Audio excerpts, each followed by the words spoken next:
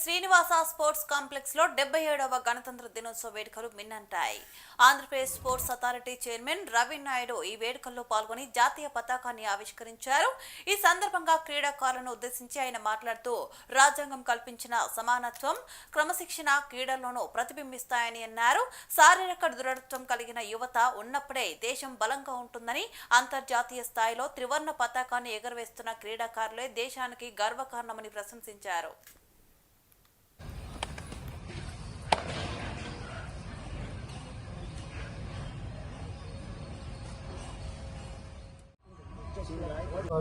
Coaches కి, staff సిబ్బందికి, అదేవిధంగా క్రీడాభిమానులకు మరొకసారి గణతంత్ర దినోత్సవ శుభాకాంక్షలు కూడా తెలియజేసుకుంటూ, ఈ స్వతంత్ర భారతదేశంలో క్రీడా రంగం చాలా ముఖ్యమైన రంగం. మానసికంగా, శారీరకంగా దృఢమైన దేశంగా తయారవ్వాలన్నా, ఆరోగ్య దేశంగా రూపాంతరం చెందాలన్నా క్రీడలు కీలక భూమి పోషిస్తోంది. విద్యార్థి దశ నుంచి, స్కూల్ డేస్ నుంచి క్రీడల వైపు పిల్లల్ని మొగ్గు చూపేలా ఆంధ్రప్రదేశ్లో స్పోర్ట్స్ అథారిటీ, అదేవిధంగా విద్యా వ్యవస్థ పనిచేస్తుంది. ఇంకా మెరుగు చెందాల్సిన ఇప్పటికీ అనేక సంస్కరణలు తీసుకొని వచ్చాం. అదేవిధంగా భవిష్యత్తులో కేంద్ర ప్రభుత్వ, రాష్ట్ర ప్రభుత్వాల సహకారంతో ఆంధ్రప్రదేశ్లో స్పోర్ట్స్ అథారిటీని, స్పోర్ట్స్ డిపార్ట్మెంట్ని మేటిగా నిలబెట్టాలనే ప్రయత్నంలో ముందుకు సాగుతున్నాం. దానిలో భాగంగానే 74 కోట్లు ఖేలో ఇండియా ద్వారా నిధులు కూడా కేటాయించడం జరిగింది.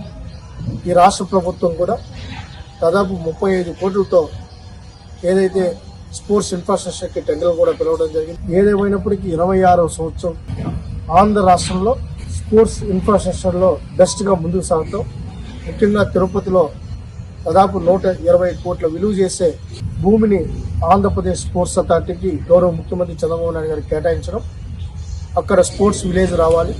విశాఖపట్నం, శ్రీకాకుళం, విజయనగరం, కాకినాడ, రాజమండ్రి, ఏలూరు, భీమవరం, అదేవిధంగా విజయవాడ, గుంటూరు, నెల్లూరు, ఒంగోలు, అనంతపురం, కర్నూలు, నంద్యాల అన్ని ప్రాంతాల్లో సమగ్ర అభివృద్ధికి దోహదపడేలాగా ఈ రాష్ట్ర ప్రభుత్వం స్పోర్ట్స్ అథారిటీ పనిచేస్తుంది. ఈరోజు సమర్థవంతమైన క్రీడాకారులు, క్రమశిక్షణ కలిగిన క్రీడాకారుడిగా తయారవడమే ఇన్స్టెంట్గా ఏదో జంప్ అవ్వడం కాదు. నిజమైన క్రీడా స్ఫూర్తిని ఈ రాష్ట్రంలో ముందుకు తీసుకెళ్లాలని ప్రతి క్రీడాకారుడిని కోరుతున్నాం. అదేవిధంగా స్టాఫ్ సిబ్బందిని కోరుకుంటున్నాం.